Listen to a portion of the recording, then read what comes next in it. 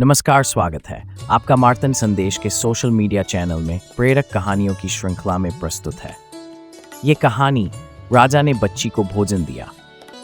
उसमें एक रत्न भी था। बच्ची की माँ ने उसे देखा तो क्या किया। जो लोग ईमानदार हैं उन्हें देर ही सही लेकिन सफलता जरूरत मिलती है। इसीलिए इस गुण को छोड़ना नहीं चाहिए।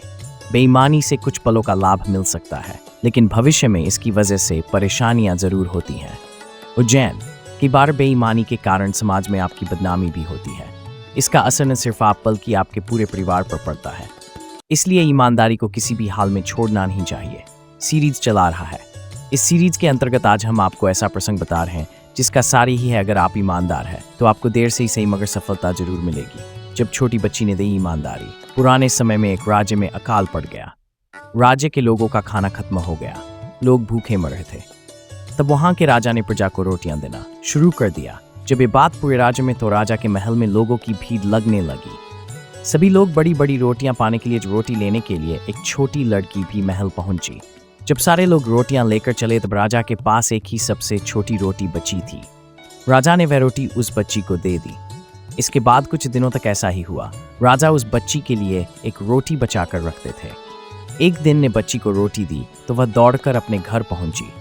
घर पहुंचकर उसकी माँ ने रोटी देखी तो उसमें एक मूल्यवान रत्न था। महिला ने अपनी बच्ची से कहा कि बेटी, ये रत्न राजा को लौटाकर आ जाओ। शायद ये गलती से रोटी में लगकर हमारे पास आ गया है। छोटी बच्ची तुरंत ही राजमहल पहुंच गई। सैनिकों ने राजा बताया कि एक छोटी बच्ची आपने मिलना चाहती है। राजा उस बच्ची के पास पहुंचे। बच्ची ने राजा से कहा कि आपने जो रोटी मुझे दी थी उसमें ये रत्न भी आ गया था। मैं आपको ये रत्न लौटाने आई हूँ। राजा बच्ची की ईमानदारी से बहुत खुश हुआ और उसे अपने महल में ही रहने के लिए जगह दे दी। उस बच्ची और उसकी माँ के लिए खाने पीने का इंतजाम कर दिया। बच्ची की पढ़ाई की भी व्यवस्था राजा ने कर दी। बड़ी होकर वही लड़की राजा की उत्तराधिकारी भी बनी। Life management. ईमानदारी एक ऐसा गुण है जो किसी भी व्यक्ति सबसे अलग खड़ाता है। कुछ लोग छोटी छोटी चीजों पर ईमान कराते हैं।